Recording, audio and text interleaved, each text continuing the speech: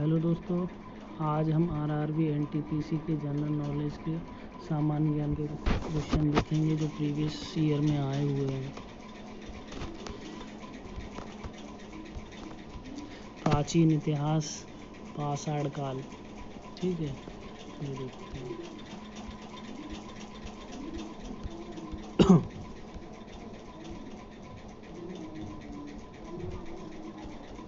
सभी ईयर के इतिहास से शुरुआत करते हैं। इनमें से कौन सा पाषाण युग स्टोन एज के 3 प्रमुख कालों के अंतर्गत नहीं आता है? ये जो दिए हैं उनमें से स्टोन एज के अंतर्गत कौन नहीं आता है? ताम्र पाषाण काल। पाषाण युग में मनुष्य पत्थर के औजारों का उपयोग करता था। पाषाण युग के 3 चरण पुरा पाषाण, मध्य पाषाण और नव पाषाण काल। ताम्र पाषाण युग नव पाषाण युग के बाद आरंभ हुआ, जिसमें मनुष्य तांबे के औजारों का उपयोग करने लगा। लगभग 5000 ईसा पूर्व में मनुष्य ने सर्वप्रथम तांबा धातु का प्रयोग किया था। भीमबेटका की गुफा की खोज कब हुई? इसका आंसर हो जाएगा ऑप्शन बी, 1957-58 में। देखते हैं इसमें आंसर क्या है। भीमबेटका की गुफा भारत के मध्य प्रदेश के रायसेन जिले में स्थित है। ये गुफाएं चारों तरफ से विंध्य पर्वतमालाओं से घिरी हुई हैं। यह एक पुरापाषाणिक गुफा आवास है जिसकी निरंतरता मध्य ऐतिहासिक काल तक रही।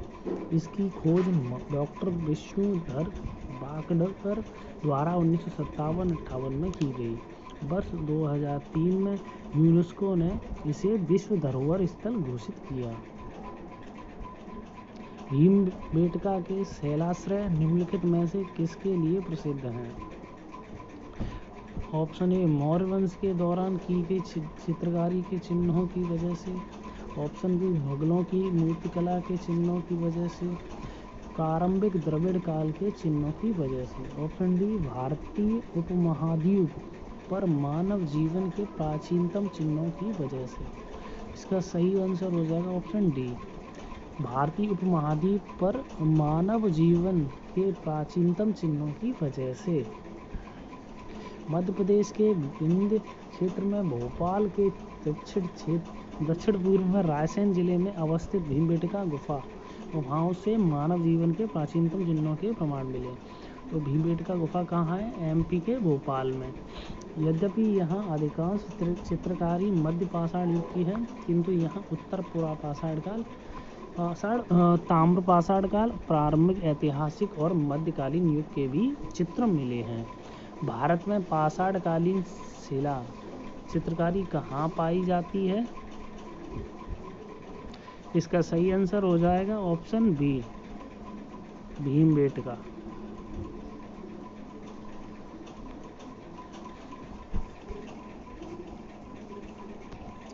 भीमबेटका भारत के मध्य प्रदेश के रायसेन जिले में स्थित एक पुरापाषाणिक आवासीय पुरास्थल है, जहाँ पर पाषाणकालीन शिला चित्रकारी पाई जाती है।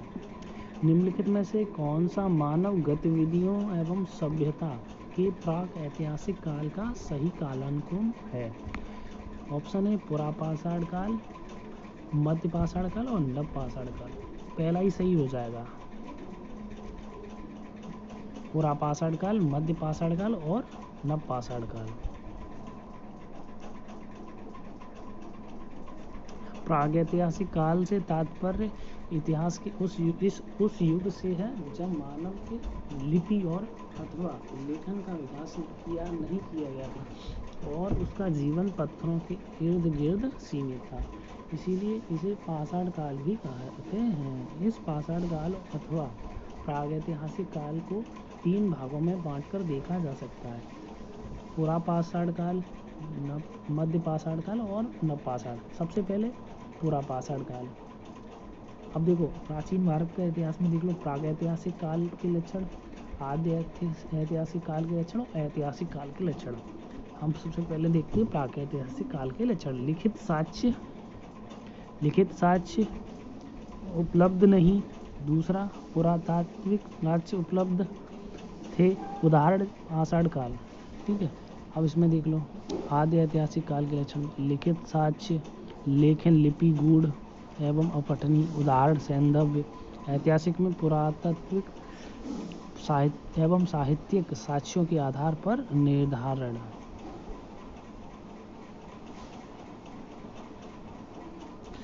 पुरापाषाण काल की समयावधि हो गई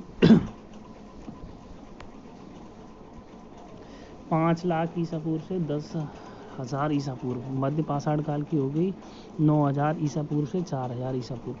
और नव पाषाण काल की समयावधि हो गई 7,000 ईसा पूर्व से 1,000 ईसा पूर्व।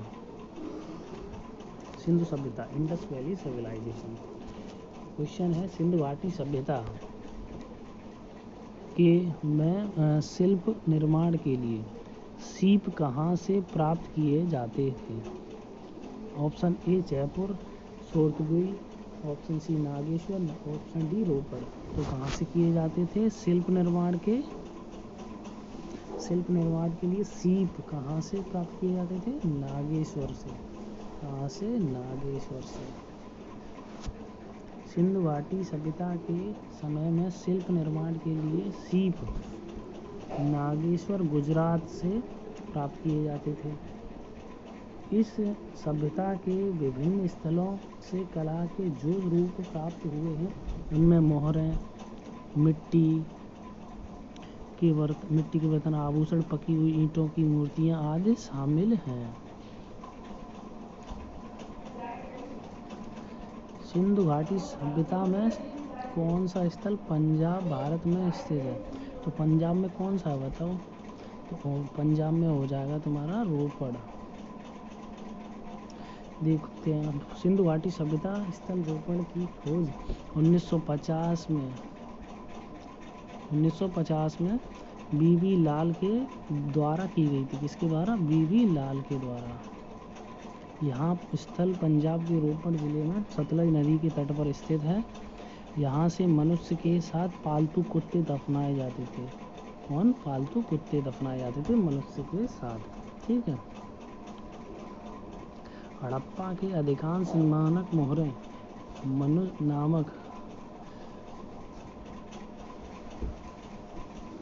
हड़प्पा की अधिकांश मानक मोहरें नामक एक प्रकार के मुलायम पत्थर से बनी होती थी जो 2x2 विमा के साथ वर्गाकार आकृति का होता था तथा जिसका उपयोग व्यावसायिक उद्देश्यों के लिए किया जाता था। इसका option A rhodonite, option B golden rutile, option C steatite, option D selenite. तो इसका सही जवाब हो जाएगा ऑप्शन सी स्टीएटाइट।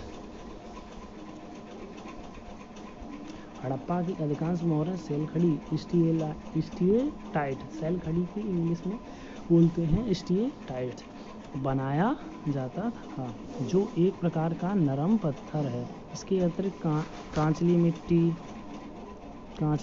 चट, गोमेट मिट्टी आदि की बनी मोहरें थीं।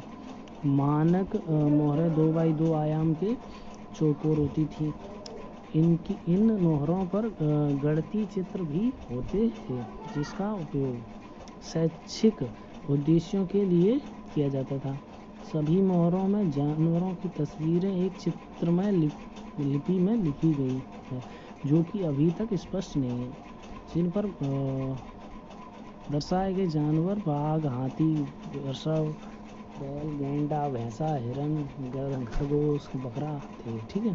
धोलावीरा कहाँ है बताऊँ? धोलावीरा राजस्थान में हो जाएगा, सॉरी धोलावीरा हो जाएगा गुजरात में।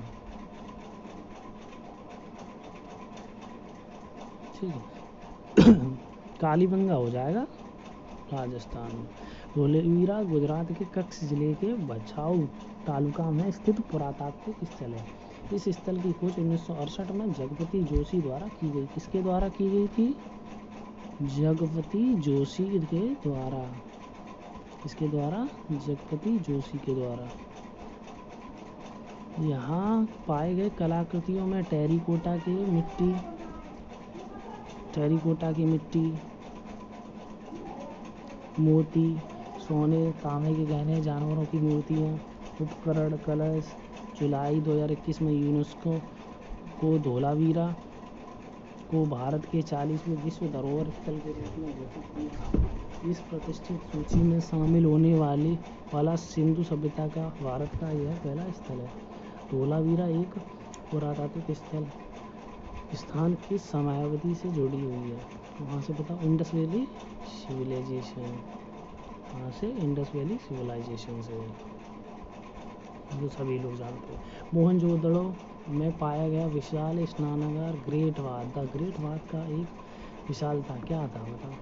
कैसा आकार का था? वृत्ताकार था, बेलनाकार था या त्रिभुजाकार था या आयताकार? कैसा था? सब ऑप्शन हो जाएगा आयताकार। मोहनजोदड़ो में पाया गया विशाल स्नानागार एक विशाल आयताकार टैंक था। मोहनजोदड़ो सिंधु घाटी सभ्यता का सबसे बड़ा स्थल था, जिसकी खोज किसने की थी? रखालदास बनर्जी ने 1922 में की। यहाँ से एक सील में 3 मुख वाले देवता पशुपति शिवनाथ की मूर्ति मिली है। ऑप्शन 12, क्वेश्चन 12 हो जाएगा आपका। वर्ष 1920-21 के आसपास किस नदी के किनारे खुदाई के दौरान हड़प्पा शहर मिला? Option A Jhelum, option B Beas, option C Chenab, option D Ravi.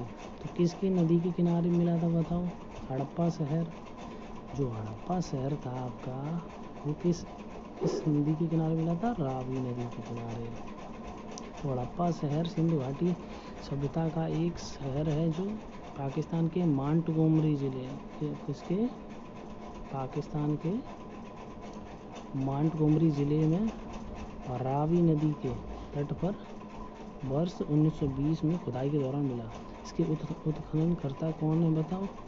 कौन है? दयाराम साहनी और माधव स्वरूप वत्स थे।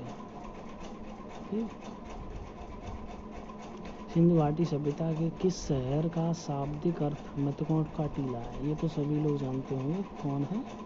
मोहनजोदड़ो। कौन है?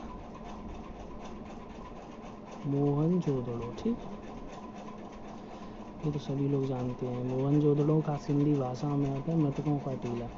इस दुनिया का सबसे पुराना नियोजित और उत्कृष्ट शहर माना जाता है। सिंधु घाटी सभ्यता का सबसे परिपक्व शहर सिंधु नदी के दाएं किनारे लरकाना जिले में स्थित है।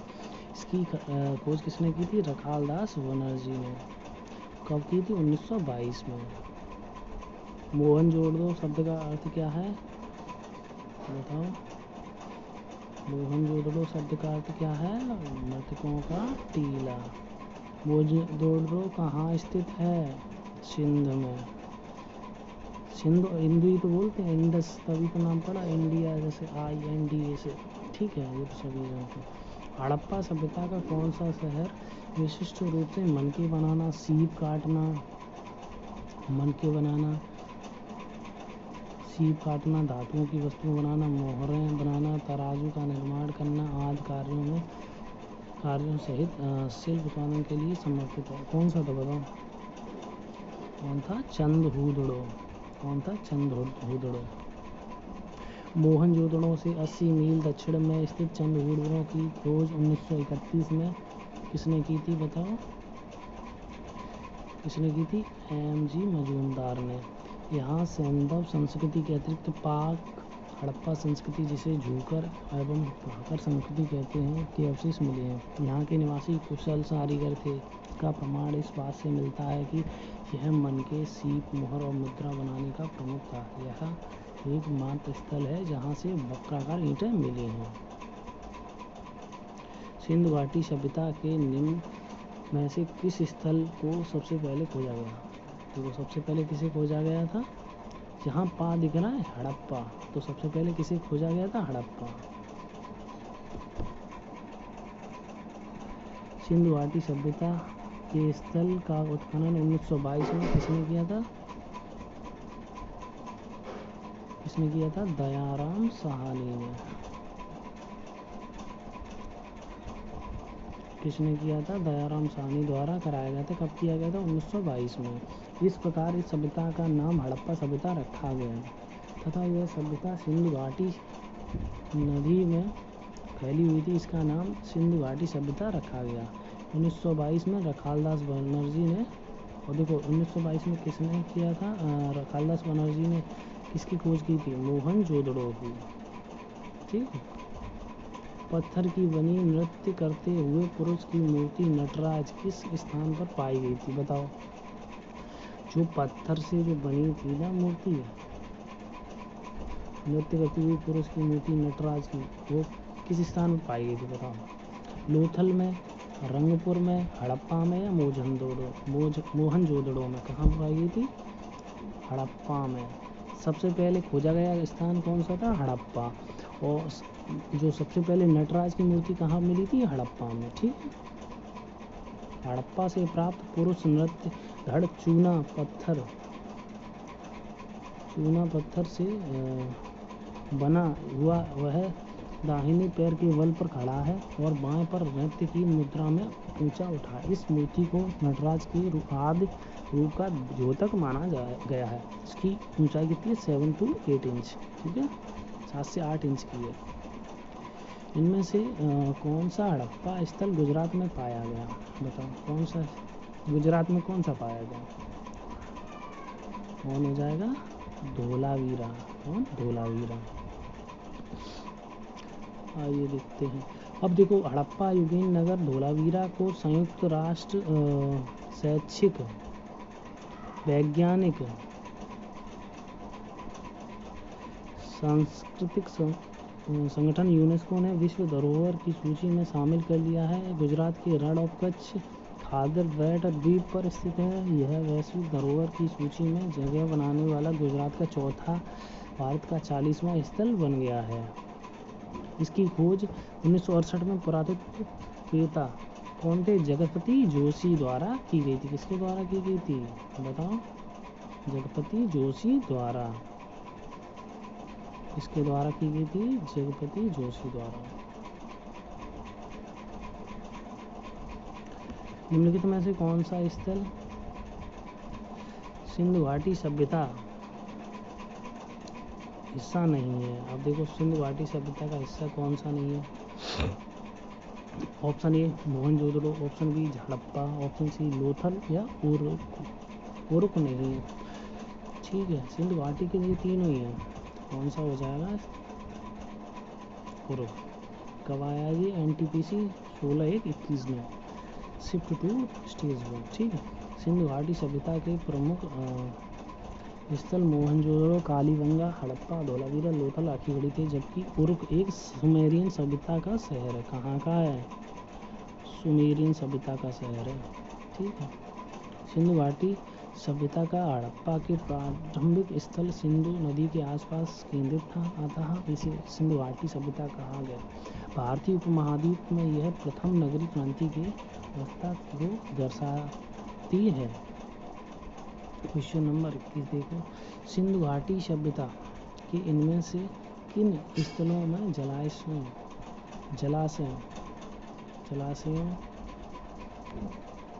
जलाशयों के साक्ष्य मिले हैं। किसमें मिले, बताओ। धोलावीरा में। किसमें, धोलावीरा में। धोलावीरा गुजरात के कच्छ के रण में स्थित है। इसकी खोज जेपी जोशी ने की थी। इसने की थी, जेपी जोशी ने। कब की थी, 1967-68 में। यह नगर आयताकार बना था। यहाँ से एक विशाल जलाशय का साक्ष्य मिलता है। सुतकोददा से कलश समाधान के साक्ष्य मिले हैं। रोपड़ से सेलखड़ी की मोहरें, मृत्यु भांड एवं कुल्हाड़ी आदि के साक्ष्य पाए गए हैं। यहाँ के निवासी जल संचय की कुशल अभियांत्रिक कला से परिचित थे। पुरातत्व स्थल सुरकोतदा किस राज्य में स्थित है, बताओ। कहाँ है, बताओ, सुरकोतदा। इसका ऑप्शन हो जाएगा डी, गुजरात में। सुरकोतदा गुजरात के कच्छ में स्थित इस स्थल में हड़प्पा सभ्यता के विस्तार के प्रमाण मिले हैं।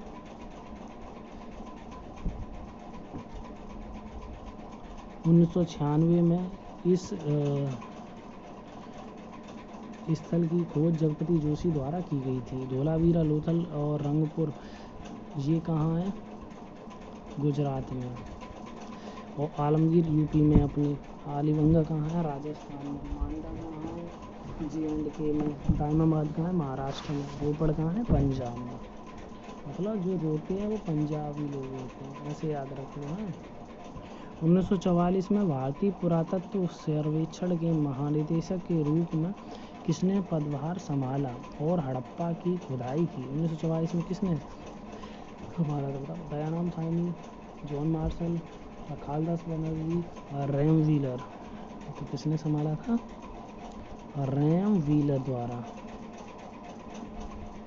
Sir Robert Eric Mortimer Wheeler ने 1944 में भारतीय पुरातत्व सर्वेक्षण के महानिदेशक के पदभार संभाला। का पदभार संभाला? हड़प्पा की खुदाई का जिम्मा लिया। भारतीय पुरातत्व सर्वेक्षण का प्रमुख कार्य राष्ट्रीय महत्व के प्राचीन स्मारकों और तथा पुरातत्वीय स्थलों और अवशेषों का रखरखाव करना है। यह सांस्कृतिक मंत्रालय के अधीन है। वर्तमान में भारतीय पुरातत्व सर्वेक्षण की महानिदेशक वी विद्यापति हैं। ठीक है, कौन है? वी विद्यापति। प्राचीन सिंधु घाटी स्थल मोहनजोदड़ो की पहली बार खुदाई किस प्रख्यात भारतीय पुरातत्वविद द्वारा की गई थी? बताओ किसके द्वारा की गई सबसे पहले? तो ऐसे याद रख लो, आर डी बनर्जी द्वारा। किसके द्वारा? आर डी बनर्जी द्वारा। और मोहनजोदड़ो की किसने की थी? दयाराम साहनी। तो ये नहीं होगा, कौन है? R D Banerjee. मोहनजोदड़ो का शाब्दिक अर्थ है मृतकों का टीला। ये तो आपने पढ़ाई है। यह है पाकिस्तान के सिंध प्रांत के लरकाना जिले में सिंध नदी के तट पर स्थित है। इसकी खोज रखालदास बनर्जी द्वारा 1922 में की गई थी। मोहनजोदड़ो का सबसे महत्वपूर्ण स्थल विशाल स्नानागार है। यह कब कितना है? 11.88 मीटर लंबा और 7.01 मीटर चौड़ा और 2.43 मीटर गहरा है। मोहनजोदड़ो की सबसे बड़ी इमारत विशाल स्नानागार है, जो 45.71 मीटर लंबा और 15.23 मीटर चौड़ा है। यहाँ से प्राप्त अन्य अवशेषों में कांसे की नृत्य करती नारी की मूर्ति, योगी की मूर्ति, मुद्रा अंकित पशुपतिनाथ शिव की मूर्ति और घोड़े के दांत इत्यादि। सिंधु घाटी सभ्यता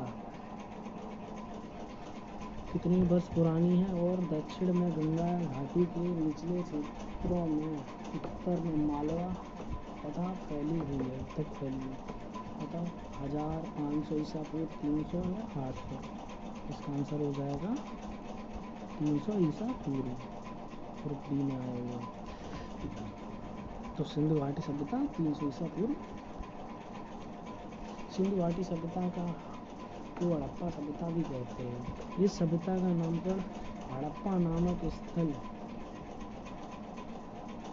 जहाँ यह संस्कृति पहली बार खोजी गई थी के नाम पर किया गया। यह स्थल रावी नदी के तट पर स्थित है। इसकी खोज 1921 में दयाराम साहनी, माधव स्वरूप वत्स द्वारा की गई थी। इस हड़प्पा सभ्यता की वर्तमान भौगोलिक स्थिति पाकिस्तान का मांटगोमरी जिला है। इसका काल निर्धारण निम्न है। एनसीईआरटी में कितना दिया है? 2600 से 1900 ईसा पूर्व के बीच। परिपक्व हड़प्पा संस्कृति का अस्तित्व मोटे तौर पर 2550 ईसा पूर्व और 1900 ईसा पूर्व के बीच रहा। रेडियो कार्बन C14 जैसी नवीन विश्लेषण पद्धति के द्वारा सिंधु सभ्यता का सर्वमान्य तिथि 2500 ईसा पूर्व से 1700 ईसा पूर्व मानी गई है। कुछ इतिहासकार सिंधु घाटी सभ्यता की तिथि 3250 ईसा पूर्व से 2750 ईसा पूर्व मानते हैं। उपयुक्त व्याख्यान को ध्यान में रखते हुए निकटतम C को सही माना जा सकता है। का विकास 500 BC से ईस्वी से मालवा के दक्षिण की ओर और उत्तर की ओर गंगा घाटी के पूरी तटीय क्षेत्रों में हुआ है। किसका बताओ? सिंधु घाटी सभ्यता का। ठीक है, ये तो सभी को मालूम है। हड़प्पा सभ्यता 2500 BC के आसपास विकास किया था। आज उन्हें हम क्या कहते हैं बताओ? पश्चिम भारत और पाकिस्तान कहते हैं। देखो, हड़प्पा सभ्यता 2500 BC के आसपास विकास किया था। आज उन्हें हम क्या कहते हैं बताओ? अब देखो, कुछ भाग पाकिस्तान में चला गया, कुछ इंडिया में। तो पश्चिमी भारत जैसे राजस्थान का इलाका, पाकिस्तान का पूर्वी इलाका, ये सब हड़प्पा सभ्यता की स्थान है। हड़प्पा सभ्यता 2500 BC के आसपास विकसित हुई थी। इस सभ्यता का विस्तार पश्चिम भारत और पाकिस्तान में है। हड़प्पा रावी नदी के तट पर स्थित है, पाकिस्तान के मांडकोंडी जिले में स्थित है। इसकी खोज 1921 में किसने की थी? लहरा साहिल और माधव स्वरूप वत्स द्वारा। भारत का इतिहास सिंधु घाटी सभ्यता के जन्म से शुरू होता है, जो लगभग अस्तित्व में आई। कब आई बताओ? 1500 ईसा पूर्व। कब आई थी? 1500 ईसा पूर्व। सिंधु घाटी सभ्यता का सबसे महत्वपूर्ण विशेषता क्या थी? क्या थी? वस्तु विनिमय प्रणाली, स्थानीय परिवहन प्रणाली, या ईंट के बने भवन, या प्रशासनिक प्रणाली? क्या थी बताओ? क्या थी? ईंट के बने भवन। सिंधु घाटी सभ्यता है कैसी है? ताम्रयुगीन, लौहयुगीन, अक्षयुगीन, या कांस्ययुगीन? कैसी है बताओ? तो सिंधु घाटी सभ्यता कैसी है? कांस्ययुगीन। सिंधु घाटी सभ्यता को कांस्ययुगीन सभ्यता भी कहा जाता है। इस सभ्यता में पहली बार कांस्य धातु का प्रयोग किया गया, जो तांबे और टीन का मिश्रण था। सिंधु सभ्यता के 1400 केंद्रों को खोजा जा चुका है, इसमें 925 केंद्र भारत में है। यह केंद्रों को खोजा जा है, जिसमें 925 केंद्र भारत में है। यह सभ्यता सिंधु और उसकी सहायक नदियों के आसपास विस्तृत थी।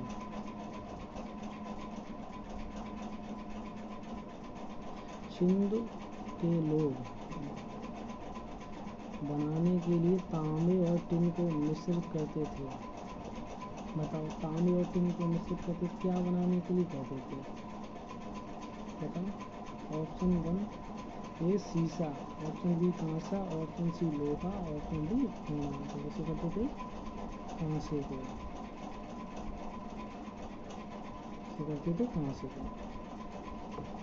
निम्नलिखित में से कौन सा सिंधु घाटी सभ्यता का महत्वपूर्ण स्थल नहीं है? कालीबंगा, हड़प्पा, मोहनजोदड़ो। नहीं, आजमगढ़। आजमगढ़ तो यूपी का पूर्वी इलाका है, और आलमगीर हो गया मेरठ के आसपास का इलाका। मोहनजोदड़ो नाम का अर्थ है लोगों का टीला। किस भाषा में? सिंधी भाषा में। सिंधी भाषा में मोहनजोदड़ो का अर्थ मटकों का टीला होता है। सिंधु, क्योंकि सिंधु सभ्यता है तो सिंधी भाषा, ऐसे याद रखना। यह दुनिया का सबसे पुराना नियोजित और उत्कृष्ट शहर माना जाता है। यह सिंधु सभ्यता का सबसे परिपक्व शहर है। हड़प्पा के लोग निम्नलिखित भगवान में से किसकी पूजा नहीं करते थे? शिव की, विष्णु जी की, कबूतर की, या स्वास्थ्य की? किसकी नहीं करते थे हड़प्पा के लोग? विष्णु जी की नहीं करते थे। किसकी नहीं करते थे? विष्णु जी की। शिव की करते थे, कबूतर ही करते थे, स्वास्थ्य की करते थे। तो मोहनजोदड़ो की एक गुफर पर स्वास्तिक चिन्ह एवं त्रिमुखी पुरुष को सिंहासन पर योग मुद्रा में बैठे दिखाया गया है, जिसे शिव का आदि रूप माना जाता है। इसके दाईं तरफ हाथी एवं बाघ तथा बाएं तरफ गेंडे एवं भैंसे का अंकन है। हड़प्पा सभ्यता के लोग धरती को उर्वरता की देवी मानकर इसकी पूजा करते थे। पशु पक्षी, जल, वृक्ष, सर्प, अग्नि आदि की पूजा भी हड़प्पा सभ्यता में होती थी। हड़प्पा सभ्यता के लोग भगवान विष्णु की पूजा नहीं करते थे। सिंधु घाटी सभ्यता के लोग की पूजा करते थे। किसकी करते थे? पशुपति शिव जी की। किसकी करते थे? पशुपति। तो सिंधु घाटी सभ्यता एक नगरी सभ्यता कैसी है ये पूछ लेते हैं। नगरी सभ्यता कैसी है? नगरी सभ्यता है। सिंधु घाटी सभ्यता के लोग 3 मुख वाले देवता पशुपति जी पूजा करते थे। यह मूर्ति मोहनजोदड़ो में मिली है। सिंधु घाटी सभ्यता में कैसा विशाल स्नानागार? कैसा विशाल स्नानागार? सिंधु घाटी सभ्यता की भाव चित्रात्मक लिपि दाईं ओर से बाईं ओर लिखी जाती थी। कैसी? जैसे ये भाव चित्रात्मक जो थी वो कैसे लिखी जा रही थी बताओ? दाईं ओर से बाईं ओर।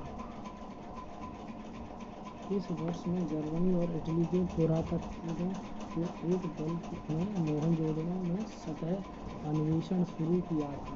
1955, 1970, 1980, 1990। कब किया था? 1980 में किया था। इस वर्ष जर्मनी और इटली के पुरातत्वविदों के एक दल ने मोहनजोदड़ो में सतह अन्वेषण शुरू किया। कब किया था? 1980 में किया था। वर्ष 1980 में जर्मनी और इतालवी के पुरातत्वविदों की संयुक्त टीम ने मोहनजोदड़ो में सतह अन्वेषण को प्रारंभ किया था। 1984 में अमेरिकी दल द्वारा हड़प्पा में उत्खनन प्रारंभ किए गए और 1990 में RS बिस्ट ने धोलावीरा में उत्खनन को प्रारंभ किया। हड़प्पा की मोहरों पर निम्नलिखित में से कौन सा पशु अक्सर देखा जाता था? अब कौन सा देखा जाता था बताओ? बैल देखा जाता था, शेर, लोमड़ी या हिरण? कौन देखा जाता था? बैल। तो हड़प्पा सभ्यता में पाई गई मोहरों आयताकार, गोलाकार और बेलनाकार थी। इन मोहरों में हाथी, गैंडे, बाघ, बकरी, बैल जैसे पशुओं की आकृति विद्यमान थी। उल्लेखनीय है कि किसी हड़प्पा सभ्यता की मोहरें मध्य एशिया के उम्मा और उर शहरों में तथा इनके साक्ष्य मोहनजोदड़ो, लोथल तथा कालीबंगा से भी मिले हैं, जिससे इनके व्यापारिक क्रियाकलापों का बोध होता है। निम्नलिखित में से कौन सा हड़प्पा स्थल शिल्प कलाओं के उत्खनन से संबंधित नहीं है? बताओ कौन नहीं? बालाकोट, मांडा, चंद्रहुदड़ो या नागेश्वर? तो ऑप्शन बी मांडा हो जाएगा। जम्मू कश्मीर में चिनाब नदी के दाएं तट पर स्थित सिंधु सभ्यता का मांडा स्थल शिल्प कलाओं के उत्पादन से संबंधित है। तो जो मांडा है, मांडा कहाँ है? J&K में, जम्मू और कश्मीर में। जबकि बालाकोट से होता सीप की बनी चूड़ियों के टुकड़े प्राप्त हुए। चंद्रहुदड़ो से वक्राकार ईंटें प्राप्त हुई और नागेश्वर में शंख से बनी चूड़ियाँ, करछियाँ और पट्टिकारी की वस्तुएं प्राप्त हुई। अब आ जाएंगे तीसरा चैप्टर है वैदिक सभ्यता, वैदिक सिविलाइजेशन। ऋग्वेद में 1028 सूक्त हैं, जिन्हें 10 पुस्तकों में वर्गीकृत किया गया, जिन्हें के नाम से जाना जाता है: मंडल, अनुदत्त, सूक्त या पदपद। तो कौन हो जाएगा आंसर? मंडल कहते हैं इन सूक्त को। ऋग्वेद में 1028 सूक्त हैं, जिन्हें 10 पुस्तकों में वर्ग किया है, जिन्हें मंडल के नाम से जाना जाता है। बृहदारण्य, मुंडक और तैत्तिरीय निम्नलिखित में से बृहदारण्य, मुंडक और तैत्तिरीय निम्नलिखित में से इस श्रेणी के धार्मिक ग्रंथों के उदाहरण हैं? Option A Purana, option B महाकाव्य, उपनिषद या जातक कथा। तो किसके हैं? उपनिषद के हैं। किसके हैं? उपनिषद के।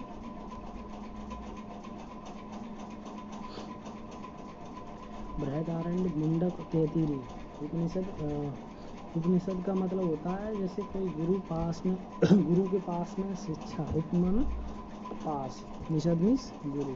तो गुरु के पास में जो शिक्षा लेते हैं बैठकर, उसे कहते हैं उपनिषद। तो 33 उपनिषद श्रेणी के धार्मिक ग्रंथों के उदाहरण हैं। भारत का राष्ट्रीय आदर्श वाक्य है सत्यमेव जयते। कहाँ से लिया गया है?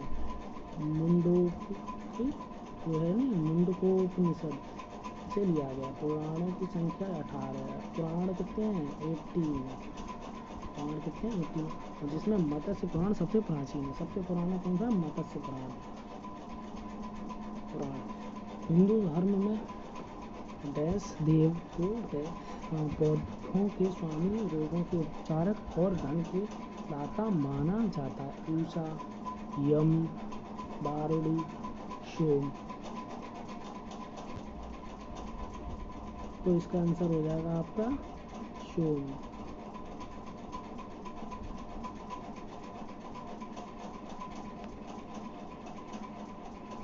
हिंदू धर्म में सोमदेव को पौधे का स्वामी, रोगों का उपचारक और धन का दाता माना जाता है।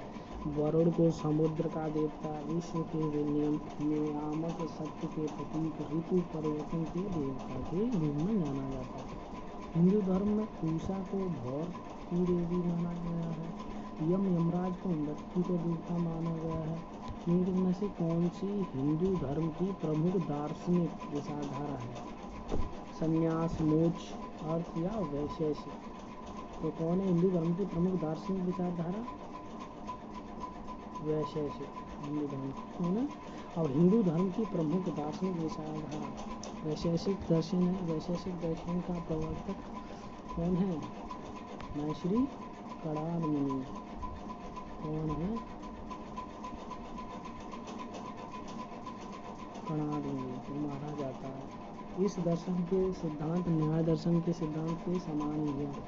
वैशेषिक दर्शन का मुख्य उद्देश्य बाह्य जगत की व्यापक समीक्षा करना। वैशेषिक दर्शन में न्याय दर्शन के 16 तत्वों की अपेक्षा केवल 7 तत्वों को स्वीकार किया है। निम्न में से किस वेद को कर्मकांड ग्रंथ या बुक ऑफ रिचुअल्स के रूप में जाना जाता है? यजुर्वेद, सामवेद, ऋग्वेद या अथर्ववेद। तो यजुर्वेद को कर्मकांड ग्रंथ किसे माना जाता है? यजुर्वेद। यजुर्वेद को कर्मकांड ग्रंथ के रूप में जाना जाता है, जो कि बलिदान धर्म की स्थापना करता है। इसे यज्ञवेद भी कहते हैं। इसमें पाठकर्ता को अर्धवयु कहा जाता है। जो यज्ञ करता है, जो बोलता है, उसे क्या कहते हैं? अर्धवयु। और इसमें यज्ञों के नियम, विधि विधानों का संकलन तथा बलिदान विधि का वर्णन मिलता है। यह एक ऐसा विध है जो गद्य पद्य दोनों में है, जबकि ऋचाओं के क्रमबद्ध ज्ञान के संग्रह को ऋग्वेद कहा जाता है। इसमें 10 मंडल, 1028 सूक्त तथा लगभग 10,600 ऋचाएँ हैं। तो ऋचाएँ कितनी हैं? 10,600। मंडल कितने हैं? 10 मंडल, 1028 सूक्त। इसमें ऋचाओं को पढ़ने वाले ऋषि को होत्र होते हैं। सामवेद में यज्ञों के अवसर पर गाए जाने वाले ऋचाओं मंत्रों का संकलन है। इसमें पाठकर्ता के उद्गाता कहते हैं। तथा अथर्ववेद अथवा अर्थवा ऋषि द्वारा रचित है। तो अर्थवेद है किसके द्वारा रचित है? अथर्वा ऋषि द्वारा रचित है।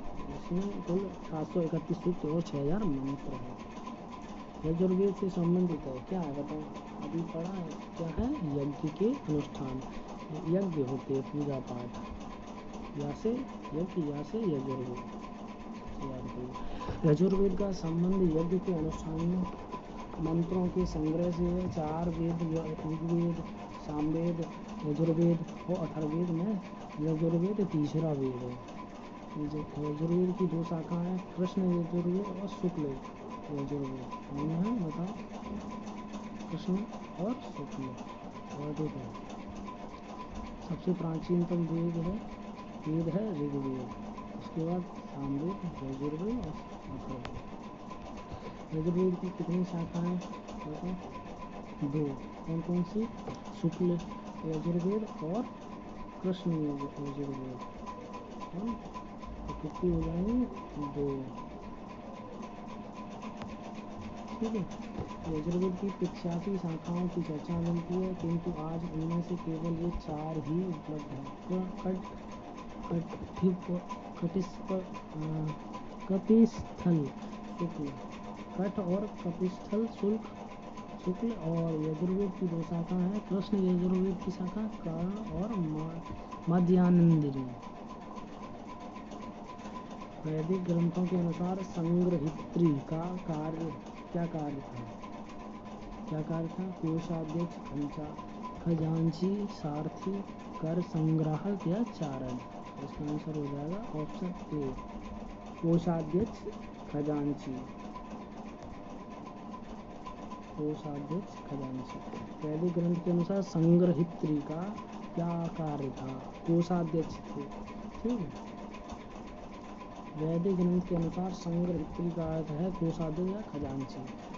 प्रमुख वैदिक ग्रंथों में 4 वेद, ऋग्वेद, सामवेद, यजुर्वेद, अथर्ववेद। ठीक है।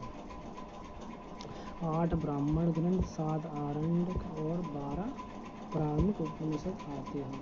हिंदू धर्म पुरुषार्थ जीवन के लक्ष्य के माध्यम से जीवन में पूर्ण भागीदारी को प्रोत्साहित करता है। निम्न में से कौन एक पुरुषार्थ नहीं है? काम, मोक्ष, अर्थ कौन नहीं है? सत्य नहीं है।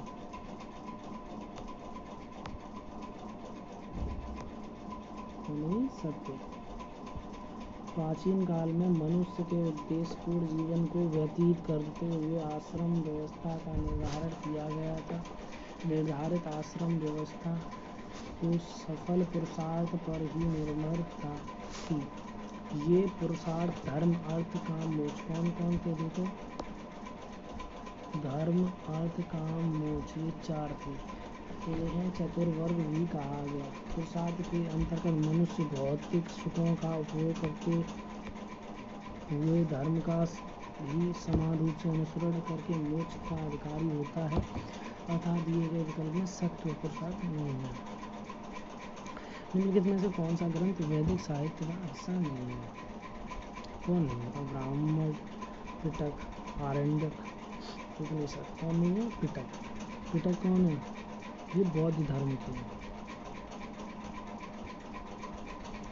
सुत पिटक, 3 पिटक थी ना बौद्ध धर्म की, विनय पिटक, सुत पिटक, अभिधम्म पिटक। तो वैद्य हिंदू धर्म के आधारभूत ग्रंथों की ग्रंथ है जिनकी संख्या कितनी है? 4। ऋग्वेद, यजुर्वेद, अथर्ववेद और सामवेद। ऋग्वेद सबसे प्राचीनतम वेद है, यजुर्वेद यज्ञ वाला वेद, अथर्ववेद और सामवेद। सामवेद में यजुर्वेद कहा जाता है। इन सभी वेदों के ब्राह्मण, आरण्यक और तथा उपनिषद हैं। चारों वैदिक संहिताएं तथा इनके ब्राह्मण, आरण्यक तथा उपनिषद मिलाकर वैदिक साहित्य कहलाते हैं।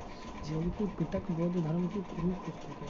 बौद्ध धर्म में पिटकों का वेदों हिंदू धर्म में के समान ही होते हैं। 3 पिटक हैं। पिटक 3 है, विनय पिटक, सुत पिटक और अभिधम्म पिटक। विनय पिटक में बौद्ध धर्म व संघ के नियम।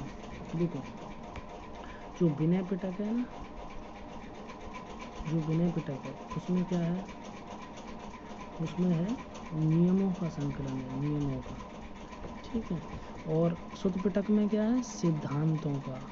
और अभिधम्म पिटक में क्या है? दार्शनिक क्रियाकलापों की व्याख्या। तो पहले में नियम, विनय ना आ रहा है इसमें, तो नियम हो गया, नियम। सुत हो गया, सुत में सिद्धांत, सा से सिद्धांत का संकलन। अभिधम्म पिटक का मतलब हो गया क्रियाकलाप। ये ऐसे याद करें। जिन धर्म में इनमें से किस देवता को सृजनकर्ता माना जाता है? ब्रह्मा, महेश, गणेश, विष्णु। कौन हो गया? तो हिंदू धर्म में इनमें से किस देवता को सृजनकर्ता माना जाता है? ब्रह्मा जी को ही तो है, इन्होंने तो सृष्टि का निर्माण किया है, तो ब्रह्मा जी हो गए। हिंदू धर्म में सृजनकर्ता के देवता ब्रह्मा को माना जाता है। भगवान विष्णु को इस सृष्टि के संचालन करता के रूप में तथा भगवान शिव को सृष्टि के विनाशक के रूप में। तो विनाशक शिव जी हो गए, सृष्टि के संचालन करता विष्णु जी हो गए और सृजन करता बनाने वाले विष्णु, ब्रह्मा, विष्णु, महेश। ऐसे याद करेंगे। पहले सृजन किया, फिर उनका संचालन किया, पहले सृजन किया ब्रह्मा जी ने, फिर संचालन किया विष्णु जी ने, और विनाश किया शिव जी ने। ऐतरेय उपनिषद के ऐतरेय आरण्य की दूसरी पुष्टि के चौथे, पांचवें और छठे अध्याय से संबंधित है और इसे सबसे पुराना उपनिषद माना जाता है।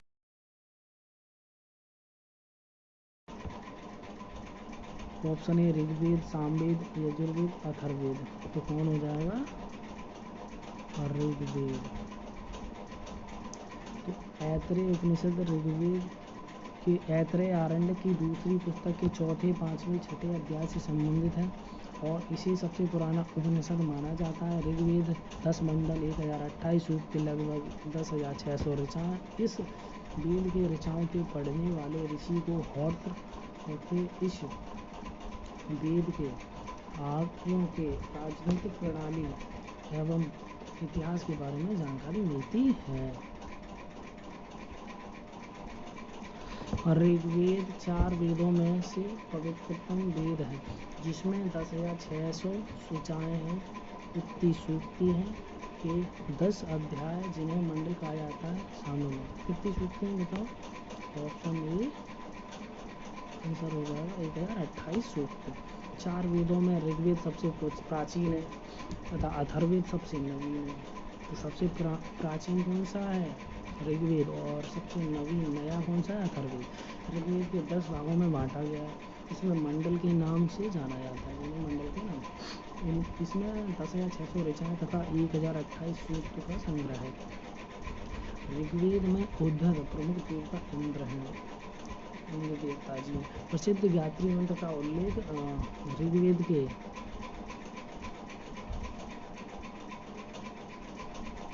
ऋग्वेद के तीसरे मंडल में, जो गायत्री मंत्र है ना, गायत्री मंत्र ऋग्वेद के तीसरे मंडल में मिलता है और 9वें मंडल में सोम जी का उल्लेख है।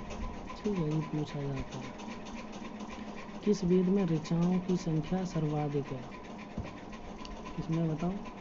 तो सबसे ज़्यादा किसमें होगी? इसमें होगी बताओ? ऋग्वेद में।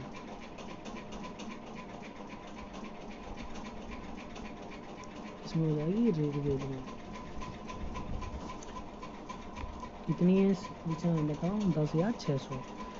वेद में से कौन सा चारों वेदों में से सबसे पुराना और सबसे बड़ा वेद है? सबसे पुराना कौन सा है? सबसे पुराना हो जाएगा ऋग्वेद और सबसे नया कौन सा है? अथर्ववेद। ऋग्वेद की का संग्रह है कितना? 1028 सूक्त। ठीक है, ऑप्शन ए हो जाएगा इसका भी। प्राचीन हिंदू दर्शन में जीवन के कितने चरण निर्धारित किए गए हैं? 4। कौन कौन से? ब्रह्मचर्य, गृहस्थ, वानप्रस्थ और संन्यास। 4 वेदों में से किस वेद को यज्ञ सूत्रों के वेद के रूप में जाना जाता है? अब देख लो, पूरा क्वेश्चन पढ़ने की जरूरत नहीं है। यजुर्वेद, इसमें यज्ञ होता है। उपनिषदों शब्द में उप का मतलब क्या है?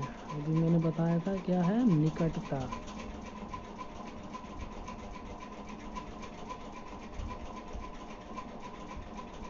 तो उपनिषद शब्द में उप का शब्द है, निकटता को दर्शाता है। उपनिषद सामान्यतः वेदांत कहलाते हैं।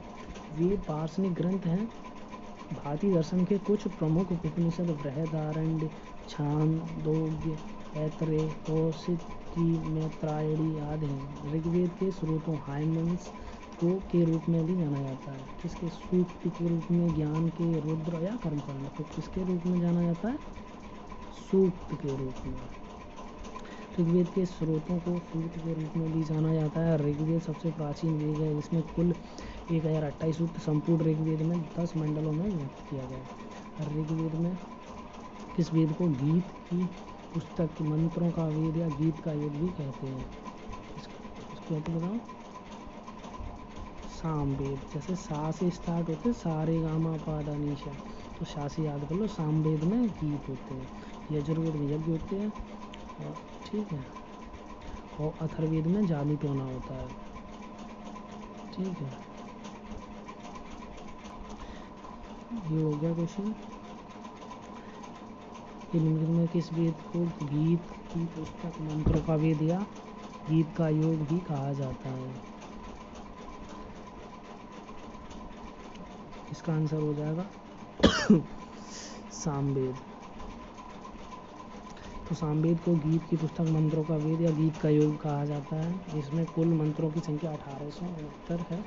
इनमें 1474 मंत्र ऋग्वेद से लिए गए हैं। इसी कारण सामवेद को ऋग्वेद से अभिन्न माना जाता है। यह पद्य में है, सूर्य देवता को समर्पित है। ठीक है, सबसे पुराना वेद कौन सा है? सबसे पुराना वेद हो गया आपका ऋग्वेद।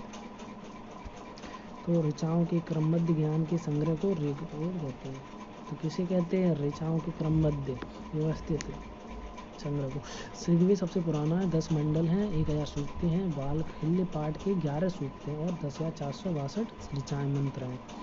हालांकि मंत्र ऋचाओं की संख्या के बारे में विद्वानों में मतभेद है। इस वेद के ऋचाओं को पढ़ने वाले पुरोहितों को औरत कहते हैं। विश्वामित्र द्वारा रचित ऋग्वेद के तीसरे मंडल में सूर्य देवता सावित्र को समर्पित प्रसिद्ध गायत्री मंत्र है। 9वें मंडल में सोम को समर्पित है। ठीक है, सोम का उल्लेख। ऋग्वेद में ऐसे मंत्र हैं कितने? 1028। ये तो सभी को मालूम है। कितने हैं? 1028। छोड़ो इसे, ये तो बताइए। इसमें भी ये कर लोगे 62 वाला 1028। वेदों का इनमें से कौन सा अंग जटिल शब्दों के अर्थ एवं व्याख्यान के लिए प्रसिद्ध है? बताओ, वेदों का इनमें से कौन सा अंग जटिल शब्दों के अर्थ एवं व्याख्यान के लिए प्रसिद्ध है? कल्प, व्याकरण, छंद या निरुक्त? तो आंसर क्या हो जाएगा इसका? डी, निरुक्त। अच्छा क्वेश्चन है ये, निरुक्त। तो वेदों का इनमें से निरुक्त अंग जटिल शब्दों के अर्थ एवं व्याख्यान के लिए प्रसिद्ध है। तो वेदों के अंगों के वेदांग कहते हैं। वेदांग की संख्या 6। कौन कौन सी? बताओ, 6 संख्या कितनी है? 6। शिक्षा, व्याकरण, निरुक्त, छंद, ज्योतिष, कल्प। तो वेदांगों की संख्या कितनी है? 6। शिक्षा हो गया, ग्रामर हो गई, निरुक्त, छंद, ज्योतिष और कल्प। इनमें से वेदों के अंग निरुक्त जटिल शब्दों के अर्थ एवं व्याख्या के लिए प्रसिद्ध है। कठिन व्याकरण की पहुंच से बाहर इनमें से अर्थ जानने के लिए निरुक्त के रचयिता यास्क। कौन है? यास्क मुनि ने निरुक्त को व्याकरण का पूरक माना है, मतलब उल्टा। भारत का राष्ट्रीय आदर्श वाक्य सत्यमेव जयते कहाँ से लिया गया? ये पूरा पढ़ने के। इसका अर्थ है असत्य की हमेशा विजय होती है। किस प्राचीन भारत में मुंडकोपनिषद से लिया गया है? भारत का राष्ट्रीय आदर्श वाक्य सत्यमेव जयते अर्थात सत्य की हमेशा विजय होती है, मुंडकोपनिषद से लिया गया। इसका उल्लेख सम्राट अशोक द्वारा बनवाए गए सिंह स्तंभ सारनाथ में भी रहा है। हूबहू भारत के राष्ट्रीय प्रतीक भी शामिल किया गया। धनुर्वेद यजुर्वेद का उपवेद है। इसका संबंध इनमें से किससे है? धनु का वेद, जैसे युद्ध कौशल कहते नहीं है, धनुर्विद्या, उससे ये युद्ध कौशल। तो धनुर्वेद यजुर्वेद का एक उपवेद है। इसके अंतर्गत धनुर्विद्या या सैन्य विज्ञान आता है। धनुर्वेद जो है शास्त्र है जिसको धनुष चलाने की विद्या का निरूपण किया गया है। इसका किया गया धनुर्विद्या। मधुसूदन सरस्वती ने अपने प्रस्थान भेद नामक ग्रंथ में धनुर्वेद को यजुर्वेद का उपवेद लिखा है। निम्नलिखित में से किस वेद में संगीत से संबंधित ज्ञान संग्रहित है? बताओ किससे है? ऋग्वेद, अथर्ववेद, सामवेद या यजुर्वेद? तो किससे? सामवेद से। सारेगामा। जैसे सामवेद संगीत से संबंधित है। साम का अर्थ होता है गान, और सामवेद में संकलित मंत्रों में देवताओं की स्तुति के समय गाया जाता है। किसके समय गाया जाता है? सामवेद में संकलित मंत्रों का देवताओं की स्तुति स्मरण करने के लिए। सामवेद में कुल 1875 ऋचाएँ हैं। इनमें से 75 ही सामवेद के हैं, शेष ऋग्वेद से ग्रहण किए गए हैं। वेदों के इंडो आर्यन सभ्यता का सर्वप्रथम साहित्यिक अभिलेख माना जाता है। इसमें शामिल 4 वेदों के नाम ऋग्वेद, यजुर्वेद, सामवेद और कौन है, अथर्ववेद। चौथा कौन सा हो गया, अथर्ववेद। वेदों को इंडो आर्यन सभ्यता का सर्वप्रथम साहित्यिक अभिलेख माना जाता है, जिनका संकलन महर्षि कृष्ण द्वैपायन वेदव्यास ने की थी। वेद की संख्या अर्थ, वेद का अर्थ है ज्ञान। तो इनसे आर्यों का आगमन व बसने की जानकारी मिलती है। वेद 4 हैं, ऋग्वेद, यजुर्वेद, सामवेद और अथर्ववेद। इन चारों वेदों को संहिता कहा जाता है। मुंडको उपनिषद किससे संबंधित है, किससे बताओ, ऋग्वेद से, सामवेद से, अथर्ववेद से, यजुर्वेद से या ऋग्वेद से, बताओ किससे। तो इसका आंसर हो जाएगा आपका ऑप्शन बी, अथर्ववेद। मुंडकोपनिषद हो गया अथर्ववेद, जिसमें जादू टोना आता है। तो मुंडकोपनिषद अच्छा क्वेश्चन है। मुंडकोपनिषद अथर्ववेद की सैन की शाखा का उपनिषद है। इस उपनिषद में 3 मुंडक हैं, प्रत्येक मुंडक के 2 खंड है तथा कुल 66 मंत्र। मुंडकोपनिषद को मंत्रोपनिषद के नाम से भी जाना जाता है। भारत के राष्ट्रीय प्रतीक में अंकित सप्तमी जैसे शब्द भी मुंडकोपनिषद से लिया गया है। भारत की वैदिक कला अवधि कब तक चली, बताओ कब तक चली। इसका आंसर हो जाएगा आपका 1500 BC से 500 BC तक, 1500 AD से। तो सिंधु सभ्यता के पतन के बाद जो नवीन संस्कृति प्रकाश में आई, उसके विषय में हमें संपूर्ण जानकारी वेदों से मिलती है। इसलिए इस काल को हम वैदिक काल के नाम से जानते हैं। इसका समय 500 ईसा पूर्व तक है। निम्नलिखित में से कौन सा वेद जादुई अनुष्ठानों और वशीकरण के बारे में बताता है। आप देख लो कि कौन बताता है। इसका हो जाएगा आपका अथर्ववेद। अथर्ववेद में जादू टोना होता है। ओम स्वाहा। अथर्ववेद का ब्रह्मवेद भी कहा जाता है। अथर्वा ऋषि के नाम पर इस वेद का नाम अथर्ववेद पड़ा। इस वेद की रचना सबसे बाद में हुई। इसमें 20 अध्याय, 731 घंटे, 730 सूक्ति हैं, 5 या 987 मंत्र है। इसमें वशीकरण, जादू टोना, भूत प्रेतों और औषधियों से संबंधित मंत्रों का वर्णन है। काशी का प्राचीनतम उल्लेख अथर्ववेद में मिलता है। यजुर्वेद में यजुर का अर्थ है बलिदान, क्या है, जीवन है, प्रकृति के सत्य, बलिदान होगा इसका। तो यजुर्वेद में यजुर का अर्थ बलिदान है। यजुर्वेद हिंदी धर्म का एक महत्वपूर्ण श्रुति धर्म ग्रंथ है। इसमें यज्ञ एवं बलि की प्रक्रिया के बारे में बताया गया है। यह हिंदू धर्म के 4 प्रमुख ग्रंथों में से एक है। उनके में से किस वेद में बीमारियों का उपचार दिया गया है। यजुर, यज्ञ, शाम, ऋग और अथर्ववेद।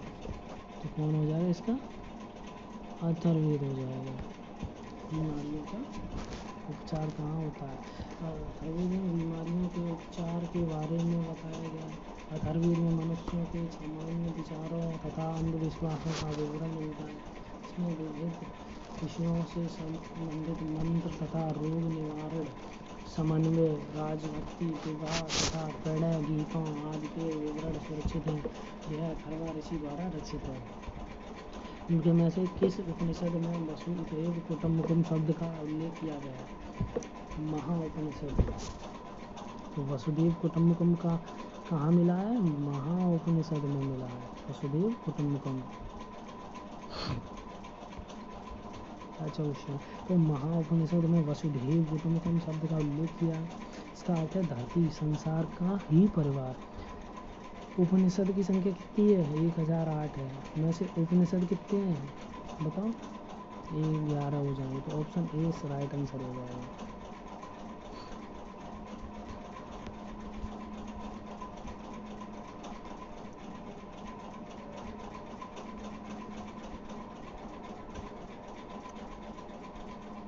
उपनिषद ही समस्त भारतीय दर्शन के मूल स्रोत हैं। इन्हें वेदांत भी कहा जाता है। सत्यमेव जयते भारत का राष्ट्रीय आदर्श वाक्य है जो मुंडकोपनिषद से लिया गया। भारतीय इतिहास में मुक्त का उपनिषद में 1008 उपनिषदों का उल्लेख मिलता है, लेकिन 11 उपनिषद ही प्रमाणित जिन्हें बृहदारण्यक उपनिषद सबसे बड़ा है, मुंडकोपनिषद सबसे छोटा, 12 श्लोक और छांदोग्य उपनिषद सबसे पुराना। सबसे पुराना उपनिषद कौन सा है? अभी आया था ना, छांदोग्य उपनिषद सबसे पुराना है, तो कौन सा हो गया? छांदोग्य उपनिषद सबसे पुराना हो गया। प्रारंभिक भारतीय दर्शन के अनुसार प्रत्येक वस्तु मूल तत्वों से बनी है। बताओ, इसका आंसर हो गया 5 से। पंचभूत है ना, शक्तिमान में 5 कुंडलियां जागृत हो जाती है। तो पंचभूत पंचतत्व, हमारा शरीर पंचतत्व से ही तो मिलकर बना है। तो पंचतत्व या पंच महाभूत भारतीय दर्शन में सभी 5 महाभूतों माने गए हैं, जिसकी सृष्टि का प्रत्येक पदार्थ बना है। इससे बने पदार्थ जड़ होते हैं। शरीर बनने के लिए इसको आत्मा चाहिए। आत्मा को वैदिक साहित्य में पुरुष कहा जाता है। आत्मा को क्या कहा जाता है वैदिक साहित्य में? पुरुष। और सांख्य दर्शन में प्रकृति इन्हें पंचभूत से माना जाता है। कंठोपनिषद में नचिकेता नामक एक किशोर और देवता के बीच हुई बातचीत दर्ज है। निम्नलिखित में से कौन सा देवता नचिकेता से बात कर रहा है? बताओ। भगवान यम, भगवान शिव, भगवान इंद्र, भगवान कार्तिकेय। तो इसका आंसर हो जाएगा भगवान यम। कौन हो जाएगा? भगवान यम। कंठोपनिषद में नचिकेता एवं देवता यम के मध्य हुई बातचीत संवाद दर्ज है। नचिकेता और देवता यम के। तो यह कृष्ण यजुर्वेद शाखा का उपनिषद है। इस उपनिषद के रचयिता कंठ नामक आचार्य हैं। तो हम कल महाजनपद काल पढ़ेंगे। आप सभी मेरे YouTube चैनल को सब्सक्राइब जरूर कर लें।